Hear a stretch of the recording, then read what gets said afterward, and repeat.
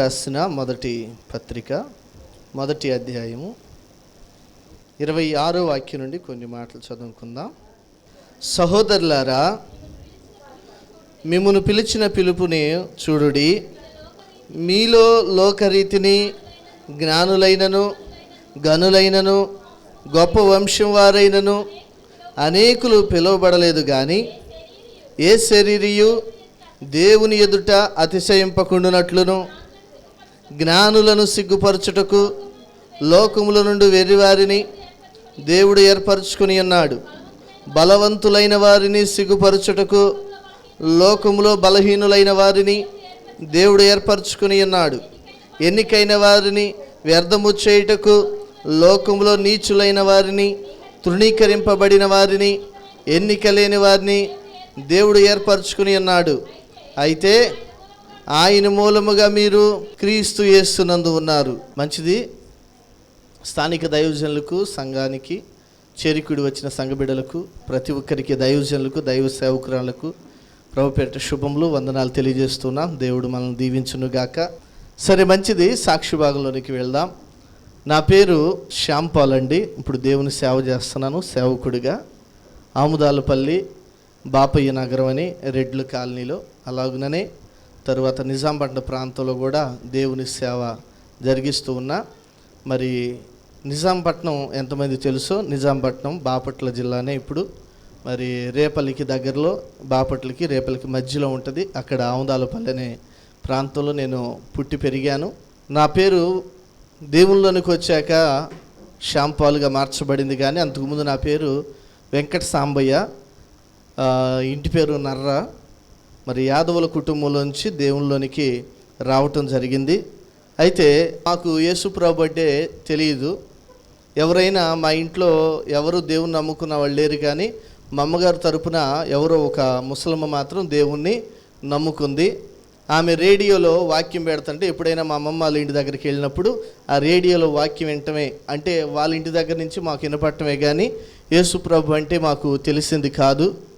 మరి అన్యుల ఆచారంలోనే విగ్రహారాధన చేసుకుంటూ, మరి మాకున్న దేవుళ్ళు బట్టి వాటిని, మా విగ్రహాలను మేము దేవుళ్ళుగా చేసుకుని, మరి చాలా రకాలైన ఇల్లంతా కూడా పటాలు పెట్టుకుని మేము దేవుడిని ఆరాధన చేసుకుంటా, దేవుని స్తుతించుకుంటా ఉండేవాళ్ళం. అయితే నేను చిన్నపిల్లాడిగా ఉన్నప్పుడు మరి ఆడుకుంటాకి వెళ్తే ఒక చోట అక్కడ మట్టి తీశారు. మట్టి తీస్తే ఇంత శివలింగం దొరికింది నాకు. ఇంత శివలింగం దొరికితే దాన్ని తీసుకొచ్చుకుని నేను పటాల దగ్గర పెట్టుకుని ప్రతిరోజు కూడా సాయంత్రం అవ్వగానే స్నానం చేసి బొట్టు పెట్టుకుని చక్కగా వెళ్ళి కడ్డీలు వెలిగించి దీపారాధన చేసి అక్కడ నేను ఆరాధన చేసుకుంటా ఉండేవాడిని. అయితే అలాగున దేవుణ్ణి నా పద్ధతిలో, నా క్రమంలో నేను స్తుతించుకుంటా ఉండేవాడిని. అయితే దేవుడు కృపను బట్టి మాకు అన్నీ కూడా సమృద్ధిగానే ఉన్నాయి. ఆస్తిపాస్తులు కానీ, పొలము కానీ, మరి అన్నీ కూడా సమృద్ధిగా ఉన్నాయి. మరి మా నాన్నకి ఒక తమ్ముడు, ఒక అక్క ఉన్నారు. మరి మా తాతయ్య గారు కూడా బాగా ఆస్తి సంపాదించారు, పొలాలు. అలాగే 100 ఆవులు ఉండేవి అంతకుముందు, తర్వాత గేదెలు ఉండేవి, అండి ఎడ్లు ఉండేవి. అలాగుననే పెరుగు అంతా కూడా, ఇప్పుడంటే కేంద్రాలు ఉన్నాయి కదా, అప్పుడు ఏం చేసేవాళ్ళు అంటే పెరుగు తోడేసి మజ్జిగ చేసి వెన్న తీసుకుని మజ్జిగ పరవేసేవాళ్ళు. అంత విస్తారంగా ఉండేవి, పెద్ద ఇంత ఉండేది కుండలు. నాకు బాగా గుర్తే, నేను చిన్నపిల్లవాడిని మా నాయనమ్మ దగ్గరికి వెళ్ళి నెయ్యి పెట్టవాడిని అడిగేవాడిని, నెయ్యి పెట్టించుకు తినేవాడిని. అటువంటి బాగా ఉన్నతంగానే ఉంది. మరి మా తండ్రి గారికి మరి వివాహం అయిన తర్వాత మరి నేను మా తమ్ముడు మేమిద్దరము. అయితే మాకు కూడా గొర్రెలు 100-150 గొర్రెలు ఉండేవి. మళ్ళీ వాటిని మేపడానికి జీతగాళ్ళు కూడా ఉండేవాళ్ళు. చక్కగా సమృద్ధిగానే ఉంది. పొలాలు ఉన్నాయి, పొలాలు కొంటున్నాం. మరి దేవుడు మాన్యాలు ఉన్నాయి కొన్ని, ఆ మాన్యాలు పొలాలు వేసుకుంటున్నాం. మా నాన్నే కౌలు వసూలు చేసి మరి కౌలు కట్టేవారు చక్కగా. అయితే పొలాల్లో చాలా చెట్లు ఉన్నాయి, తాడి చెట్లు.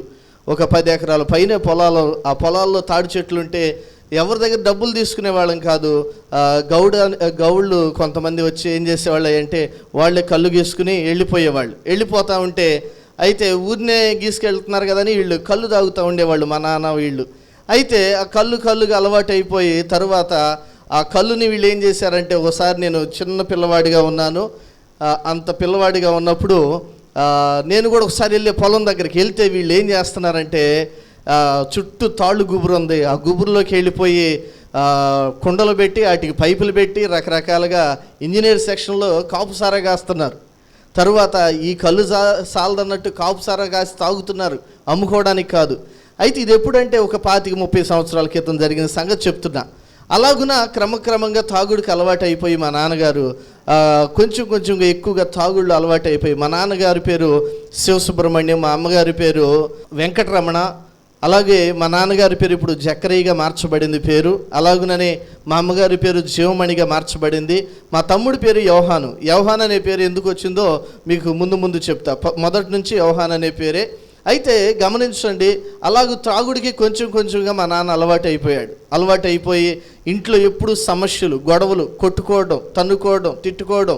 అమ్మమ్మ ఊరు కూడా మా ఊర్లోనే, ఒకే ఊర్లో వాళ్ళు. అయితే మా తాతయ్య వాళ్ళు రావటం, మా అమ్మమ్మని తీసుకెళ్ళటం, మరలా అక్కడ 10 రోజులు, ఇక్కడ 10 రోజులు, అక్కడ నెల రోజులు, ఇక్కడ నెల రోజులు. ఇదే సమయంలో, ఇదే సందర్భంలో మా చదువులకు కూడా, నాకు మా తమ్ముడు చదువులకు కూడా డిస్టర్బ్ అయిపోయింది. ఎందుకంటే తల్లిదండ్రులు క్రమంగా ఉండి చక్కగా పిల్లలను చదివించుకుంటే వాళ్ళు క్రమంగా మాట వింటారు, చదువుకుంటారు. ఇప్పుడు చిన్న పిల్లలకి తెలియదు కదా, మరి వాళ్ళు ఆ సందర్భంలో మాకు కూడా తెలియలేదు. స్నేహాలను బట్టి మరి ఈ స్కూల్ బాగోలేదు, ఆ స్కూల్ అని, ఆ స్కూల్ బాగోలేదు, ఈ స్కూల్ అని 10 స్కూల్ మారే 5వ తరగతి వచ్చేసరికి ఇంక చదువు ఏమబ్బిద్ది, చదువు సరిగా అబ్బల. ఆ సమయంలో మా నాన్నగారు బాగా తాగటము, ఇంటి దగ్గర గొడవలు.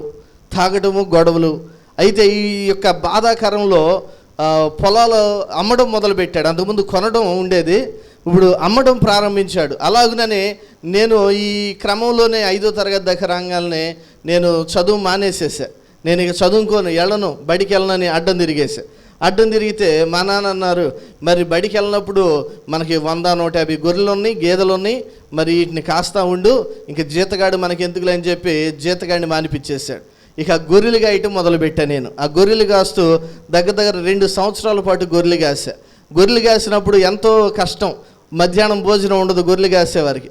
అందరూ తిడతా ఉంటారు, మాటలు పడాలి, ఎన్నో కష్టాలు పడాలి, ఇబ్బందులు పడాలి. 1 సంవత్సరం గొర్రెలు కాసిన తర్వాత అప్పుడు అంటున్నాడు మా నాన్న, ఇప్పుడన్నా బడికి వెళ్తావా, చదువుకుంటావా అంటే వెళ్ళను అంటున్నా. ఎందుకంటే ఆ చదువును చూస్తే పెద్ద భూతంలాగా అనిపిస్తుంది, ఇంకేం వెళ్తాం. 2వ సంవత్సరం వచ్చింది, అప్పటికీ వెళ్ళనన్నా. అయితే తాగడం ఆపట్ల, తాగుతున్నాడు. తర్వాత ఈ మధ్యలో మా అమ్మ మా నాన్న ఏం చేశారంటే, ఈ తాగుడు మానేయాలంటే ఏం చేయాలంటే, ఈ మెడలో కాయలు ఉంటున్నాయి, కాయలు కట్టించుకుంటున్నారు కదా, అట్లాంటి కాయలు కట్టించుకుంటే తాగుడు మానేస్తాడేమో అని చెప్పి ఆలోచన చేసి కాయలు కట్టించుకోవడం మొదలుపెట్టాడు. కాయ కట్టించుకున్నాడు, 3 నెలలు 2 నెలలు ఓపిక పడుతున్నాడు. తర్వాత మరలా తాగి వస్తున్నాడు కాయ పక్కన పడేసి. తర్వాత ఇదే క్రమంలో ఒకానొక సమయంలో మా నాన్న డ్రామా కూడా వేస్తే ఆ డ్రామా మాస్టర్ వచ్చాడు. డ్రామా మాస్టర్కి భోజనం చేయడానికి మా ఇంటికి తీసుకొస్తే భోజనం చేస్తూ ఉన్నాడు. అయితే ఆ భోజనం చేసే సమయంలో ఆ డ్రామా మాస్టర్ అడిగాడు, అయ్యా మీ పిల్లలు ఎంతమంది? శివయ్య అంటారు మా నాన్నని. శివయ్య ఎంతమంది పిల్లలు అంటే, 2 మగ పిల్లలయ్యా అన్నారు. మరి ఏం చదువుతున్నారంటే, పెద్దోడు చదవట్లేదు, చిన్నోడు చదువుతున్నాడయ్య అంటే, భలేవాడివి, మరి నువ్వు పొలం కలిగిన వాడివి, చక్కగా మా నాన్న ఆ దినాల్లో 5వ తరగతి వరకు చదువుకున్నాడు, ఎంతో కొంత చదువుకున్న వాడివి, మరి జ్ఞానం ఉన్నవాడి నువ్వే పిల్లలను చదివిపోతే ఎట్లాగూ అంటే ఆ మాటకి మా నాన్న తలదించుకుంటే నేను పక్క నుండి చూసినప్పుడు నాకు బాధ వేసింది. అప్పుడు ఆయన అన్నాడు ఒక మాట మా నాన్నతో, నాకు తెలిసిన స్కూల్ ఉంది, ఆ స్కూల్లో టీచర్ నాకు తెలుసు, నేను చెప్తాను, రికమెండ్ చేస్తాను, మీ అబ్బాయిని తీసుకెళ్ళి ఆ స్కూల్లో జాయిన్ చేయని చెప్పాడు. సరే అని చెప్పి ఆ స్కూల్లో జాయిన్ చేయడానికి తీసుకెళ్తే ఇలాగే ఒక పేపర్ ముందేశారు. చదవడానికి చాలా కష్టం అయిపోయింది, చదవడానికి కూడా రావట్లా. అట్లా మాటలు కలుపుకుని చదువుతున్నా. సరే చదువుతాడులే, పర్లేదులే అని చెప్పి ఆయన స్కూల్లో జాయిన్ చేసుకున్నాడు. తరువాత ఇలాగే కొనసాగిపోతూ ఉంది. 5వ తరగతి అయిపోయిన తర్వాత నేను డైరెక్ట్గా 7th క్లాస్లోకి నన్ను జాయిన్ చేసుకుంటే 2 నెలలు 3 నెలలు వెళ్ళా స్కూల్కి. వెళ్ళాను కానీ నాకు అర్థం కావట్లే, కష్టమైపోతుంది, చదువు కూడా చాలా ఇబ్బంది అయిపోతుంది. ఇక ఈ చదువద్దు, మనం చదువుకోలేంలే అని మరలా అడ్డం తిరిగా, నేను స్కూల్కి వెళ్ళనని అడ్డం తిరుగుతున్నా. ఈ లోపునే మా నాన్నగారు తాగి ఆ డబ్బులన్నీ కూడా అవజేయటం. 1 రోజులోనే 20 సంవత్సరాల క్రితం 1 రోజులోనే 25,000 రూపాయలు ఖర్చు పెట్టేశాడు. తాగి వాళ్ళ దగ్గర ఉన్న వాళ్ళకి పోపీయటం, తాగడం, తిరగటం. ఇంకొక భయంకరమైన పరిస్థితి ఏంటంటే, మా కష్టానికి తగ్గట్టుగానే మా ఇంటి ముందే బారు షాప్ పెట్టారు. రోడ్డు ఉంది, అటు సైడ్ ఏమో బారు షాపు, ఇటు సైడ్ ఏమో మా ఇల్లు. సెంటర్లో మాన్ దగ్గర బొడ్రాయి అంటారు కదా, అక్కడ అటువైపు ఏమో బారు షాపు, ఇటువైపు ఏమో ఇల్లు. ఆ బారు షాపులో దాగి అక్కడే పడిపోతున్నాడు, ఒంటి మీద బట్టలు లేని కూడా పరిస్థితుల్లో. ఆ సమయంలో ఇంటి ముందే మేము చూస్తూనే ఉంటున్నాం. చూస్తూనే ఉండి మరలా ఆయన్ని దగ్గరికి వెళ్తే కొడతానికి వస్తున్నాడు. ఆ లాక్కుని అలాగే ఒంటి మీద బట్టల్లో కూడా లేకుండా లాక్కుని తొట్టుంటే తొట్టిలో నీళ్లు పైన గుమ్మరించి అలాగే లాక్కుని వెళ్ళి లోపల తీసుకెళ్ళి పైన దుప్పటో లింగియో ఏదో ఒకటి కప్పి పడుకోబెట్టేవాళ్ళం. అటువంటి భయంకరమైన పరిస్థితి. ప్రతిరోజు ఏదో సందర్భంలో ఏదో కారణాన్ని బట్టి మా తల్లిని ఎప్పుడు కొడతానే ఉండేవాడు మా నాన్న. అయితే ఆ విధంగా సమాధానం లేదు, శాంతి లేదు. కొన్ని సందర్భాల్లో మా అమ్మ చనిపోవాలని కూడా ఆలోచన చేసుకుంది. అయినా కానీ మరి దేవుని కృపను బట్టి, ఆయన కృప మా ఎడల విస్తారంగా ఉంది కాబట్టి మేము ఇంకా సజీవంగా ఉండి ఈ రోజున ఈ విధంగా సాక్ష్యము చెప్పడానికి దేవుడు నన్ను ఇక్కడ నిలబెట్టాడు. అయితే ఒకానొక రోజున మంచం ఒకటి ఊడదీసి పట్టీలు ఇంట్లో పెట్టారు. పట్టీలు ఇంట్లో పెడితే ఒకరోజు మా నాన్న తాగి వచ్చి ఆ పట్టీలు తీసుకుని ఇంట్లో ఉన్న మా అమ్మని ఏం లేకుండా కొట్టిపడేస్తే ఆ పట్టీలు కూడా ఇరిగిపోతే మా అమ్మ చచ్చిపోయింది అనుకున్నాం. ఇక లెగవట్లా, నోరు తెరవట్లా, మాట్లాడతలా. మేము చిన్నపిల్లలు, మా తమ్ముడు నేను. ఇక మా తమ్ముడు అమ్మ చచ్చిపోయిందిరా అని ఏడుస్తున్నాం. ఊర్లోనే కదా మా తాతయ్య వాళ్ళ ఇల్లు, పరిగెత్తుకుంటూ అక్కడికి వెళ్ళాం. వాళ్ళు వచ్చారు, హాస్పిటల్ తీసుకెళ్ళిపోయారు. అప్పుడప్పుడు హాస్పిటల్ తీసుకెళ్ళిపోతే తరువాత రోజు ఎవరు మరి తెలియక ఎట్లాగో మా నాన్నతో అన్నారు అమ్మ చచ్చిపోయిందని చెప్పి. అనగానే ఆ మాట తలుచుకుని ఇక పంచలో కూర్చుని మేము ఏడుస్తూ ఉన్నాం. నేను మా తమ్ముడు ఇద్దరం ఏడుస్తున్నాం. మా నాన్న కూడా అక్కడికి వచ్చి అప్పుడేం తాగలేదుగా, బాగానే ఉన్నాడుగా, కూర్చుని తెగ ఏడుస్తున్నాడు, గుక్క పెట్టి ఏడుస్తున్నాడు. మేము కూడా చిన్న పిల్లలమే, ఎంతకన్నా ఇంకా చిన్నగా ఉంటాం. ఆ సమయంలో ఏడుస్తూ ఉన్నాం. ఇక తల్లి చచ్చిపోయిందేమో, మాకు తల్లి లేదేమో అని ఏడుస్తూ ఉన్నాం. ఎవరు మమ్మల్ని ఆదరించే వాళ్ళు లేరు. బంధువులు ఉన్నారు, ఊరు మొత్తం బంధువులే. మా తాతయ్య వాళ్ళది ఆ ఊరే. వాళ్ళు దగ్గర 7-8 మంది అన్నదమ్ములు ఉన్నారు, అక్క చెల్లెళ్ళు ఉన్నారు. మా నాన్నగారిది కూడా ఆ ఊరే. వాళ్ళ మేనమావులు, మేనత్తులు చాలామంది ఉన్నారు. ఎవరు వచ్చి ఆదరించట్లా, ఎవరు బలపరచట్లా, ఎవరు కూడా మీకేం కాదులే, మీ తల్లికి ఏం కాదులే అంటలా. తర్వాత మరలా మా తాతయ్య వచ్చి, మా అమ్మమ్మ వచ్చి చచ్చిపోలేదు, బాగానే ఉంది, బ్రతికే ఉందిలే, ఇబ్బంది ఏం లేదు చెప్పి ఒక వారం రోజులకి ఎప్పుడుకో మొత్తానికి హాస్పిటల్ నుంచి డిశ్చార్జ్ చేసి తీసుకొచ్చారు. అలాగున కొనసాగుతూ ఉన్నాం. అయితే ఈ మధ్యలో నేను చదువు మానేస్తాను, నేను చదువుకోనని చెప్పి మరలా అడ్డం తిరిగాను. నేనేదో పనికి వెళ్ళిపోతాను, ఏదో పని చేస్తానన్నాను. చూడండి, కొన్ని సందర్భాల్లో అపవాది మనిషిని చంపేయాలనే ఉద్దేశం కూడా తీసుకొస్తుంది.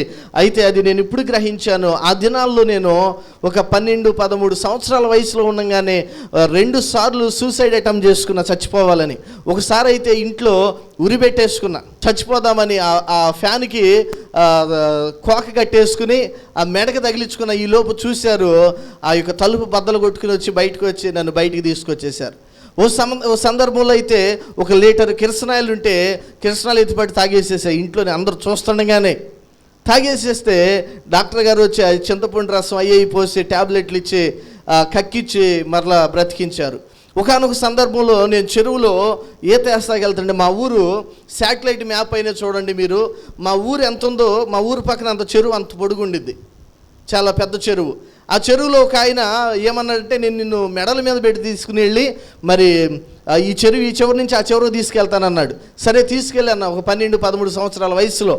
సరే అని చెప్పి ఆయన మెళ్ళ మీద ఎక్కి కూర్చుంటే సగం దూరం తీసుకుని వెళ్ళాడు, ఈదుకుంటా తీసుకుంటూ వెళ్ళాడు.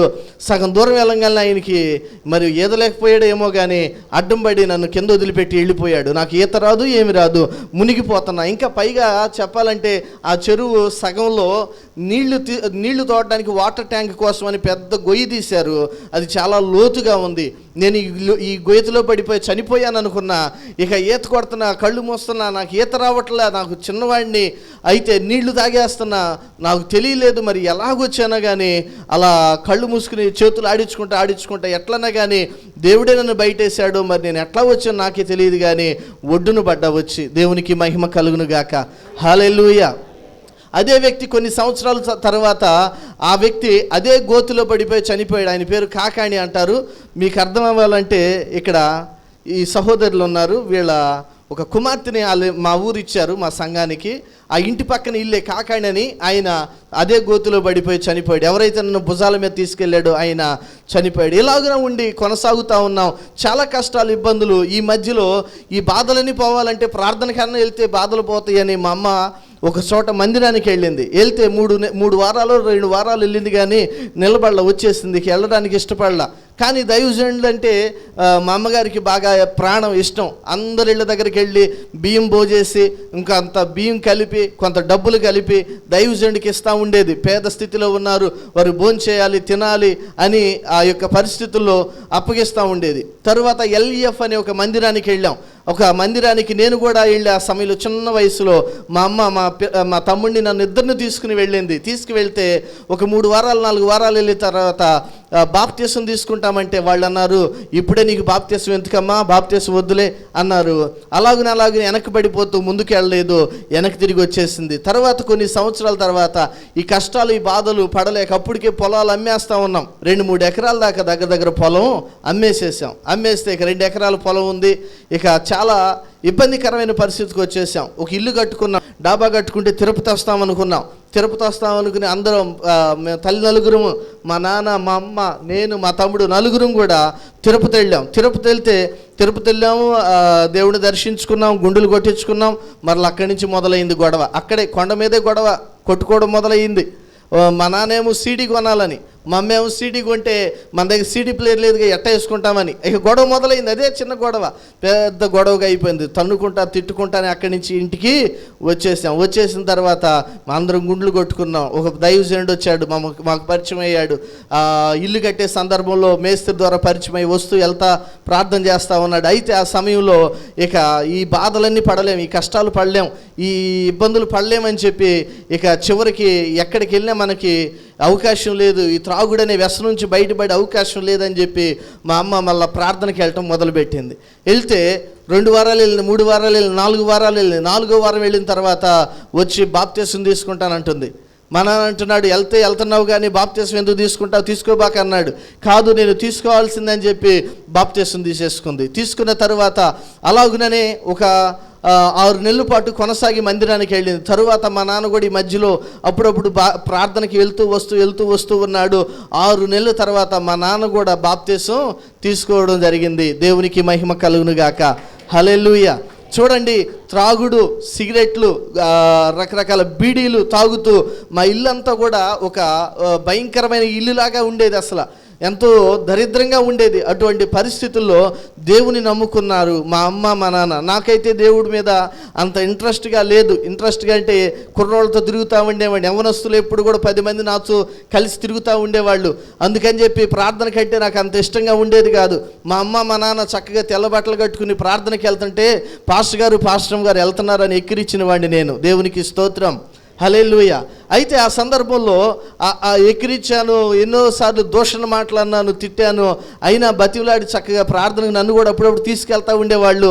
వాళ్ళు ఎప్పుడైతే పాటలు పాడుతూ ఆరాధనని కళ్ళు మూసుకుంటారో అప్పుడు బయటకు వచ్చేసేవాడిని, లోపల ఉండేవాడిని కాదు.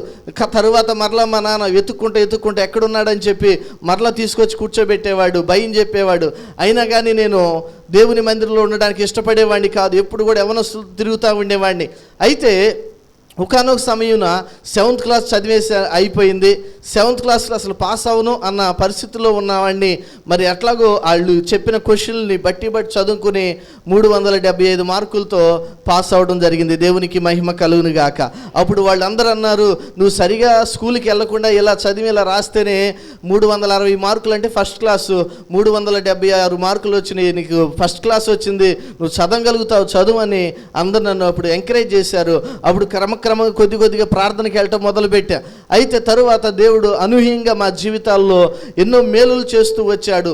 అంతకుముందు మా ఇల్లు ఎట్లా ఉండేదంటే తాగడము, కొట్టుకోవడము, తిట్టుకోవడము, సరే ఇంటి పట్టున ఉండేవాళ్ళం కాదు. అంతా అన్నం వండుకుని కూర్చునేవాళ్ళం తినడానికి. అప్పుడు గొడవ ఆడుకునేవాళ్ళం, అన్నం తినేవాళ్ళం కాదు. సరైన కుటుంబ వ్యవస్థగా ఉండేది కాదు. సరైన సమాధానం ఉండేది కాదు. తల్లికి తండ్రికి మధ్యలో సమాధానం ఉండేది కాదు. పిల్లలు మేము ఎటు తిరిగేవాళ్ళము, ఎటు చేసేవాళ్ళము మాకే తెలిసేది కాదు.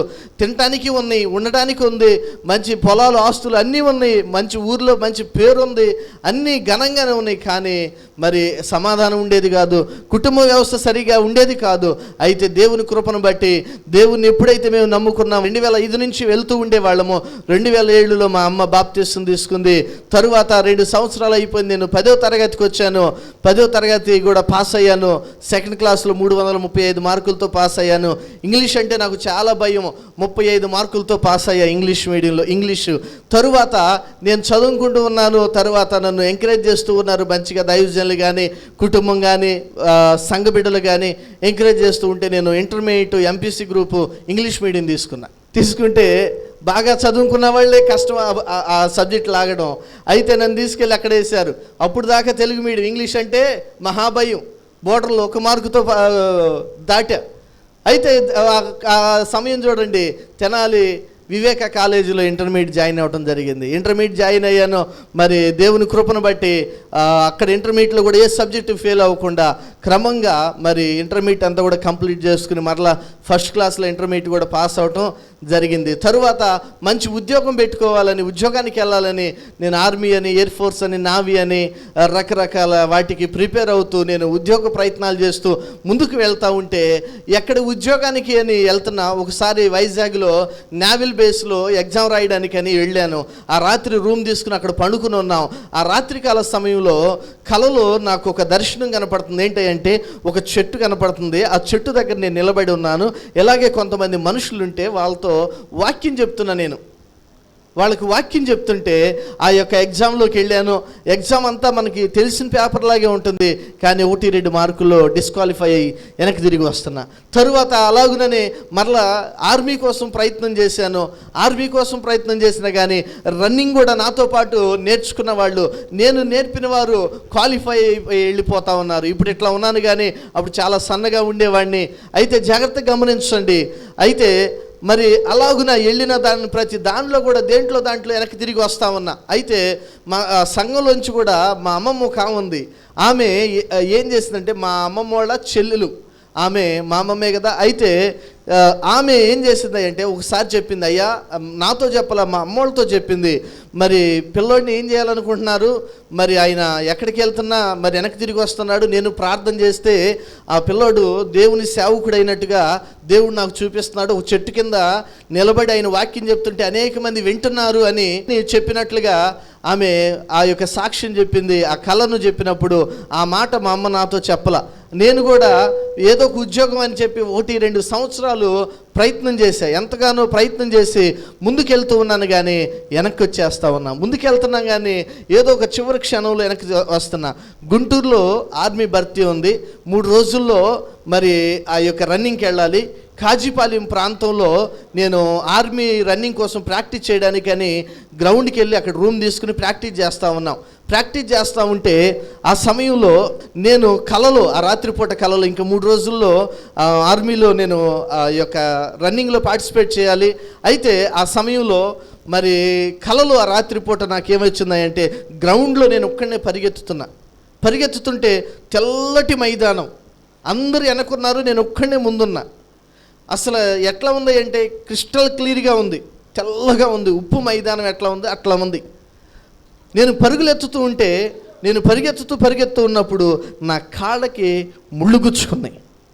కాళ్ళకి గుచ్చుకున్నాయి ఓకే, చేతులకు కూడా ముళ్ళు గుచ్చుకున్నాయి. కాళ్ళకి చేతులకి ముళ్ళు గుచ్చుకోగానే రక్తం గారిపోతుంది. నేను పడిపోగానే అయ్యో మరి ఏంది పడిపోయాను, నేను ముందుకు వెళ్ళాలి కదా అని వెనకోళ్ళు వచ్చిన వాళ్ళు అందరూ తొక్కుంటూ వెళ్ళిపోయారు. ఆ కళ తీసుకుని నేను మా పాస్టర్ గారికి చెప్పే, మా పాస్టర్ గారు ఏమన్నారంటే, నువ్వు ఏదో ఒక ఉద్యోగం చేయాలి, దేవుని సేవ అంటావేంటి అని అన్నారు.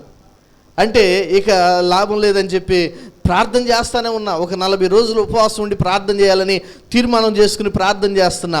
మా నాన్నగారితో చెప్పా. మా నాన్న అన్నాడు, మన కుటుంబాల్లో ఎవరు కూడా దేవుని నమ్ముకున్న వాళ్ళు లేరు, యేసు ప్రభు అంటే ఎవరికి తెలియదు, మరి మన కుటుంబాల్లో ఎవరు మనకి సహాయం చేసేవాళ్ళు, ఆదరించేవాళ్ళు ఉండరు, మరి నువ్వు దేవుని సేవ అంటావేంటి, ఏదో ఒక ఉద్యోగం సాధించుకోవాలి కానీ అంటే ఇక 40 రోజులు ఉపవాసం ఉండి ప్రార్థన చేశా. ప్రభువా, నీవు నాతో అనేక పర్యాయములు మాట్లాడుతూ వచ్చావు. నేను మరి ఆ మాటలు తీసుకుని వెళ్ళి చెప్తుంటే నా మాటలు నమ్మట్లా, దైవజనులు వింటల్లా, తల్లిదండ్రులు వింటల్లా.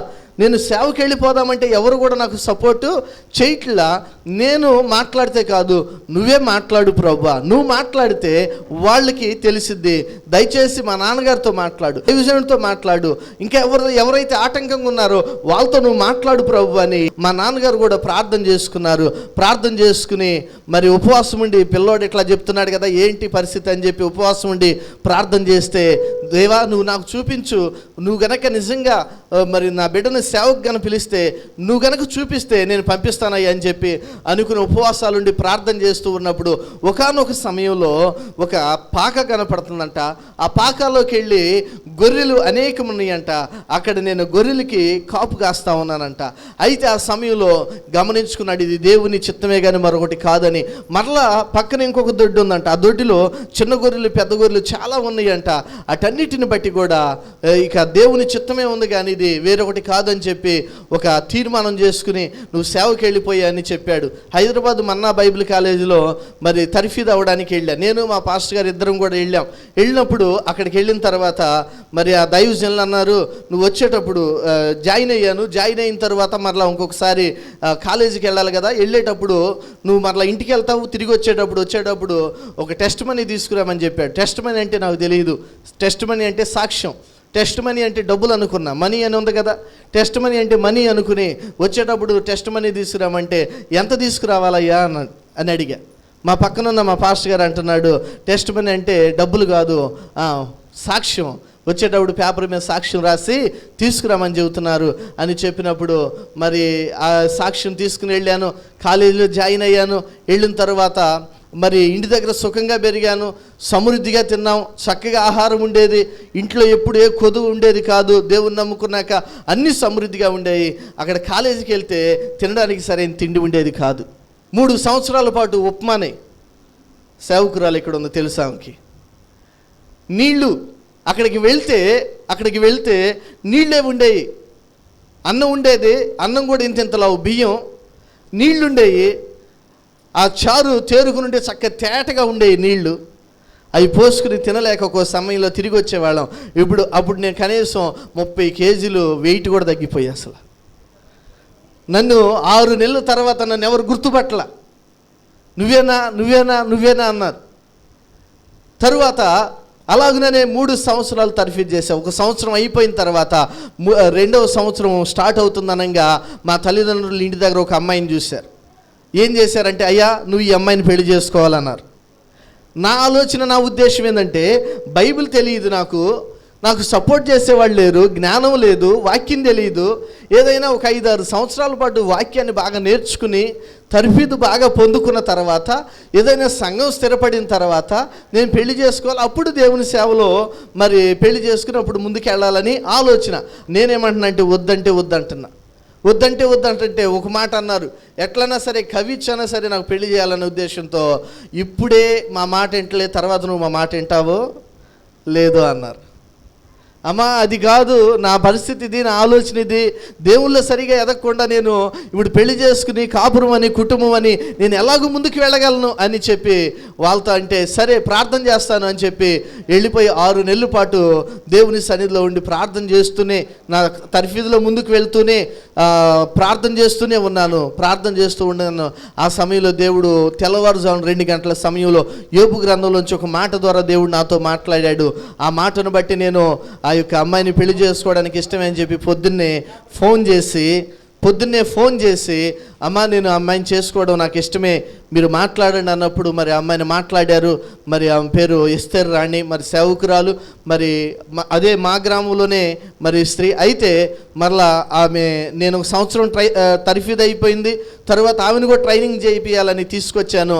బైబిల్ కాలేజీలో జాయిన్ చేశాను. నేను 3 సంవత్సరాలు BTH కంప్లీట్ చేశాను. ఆమె 2 సంవత్సరాలు DTH కంప్లీట్ చేసింది.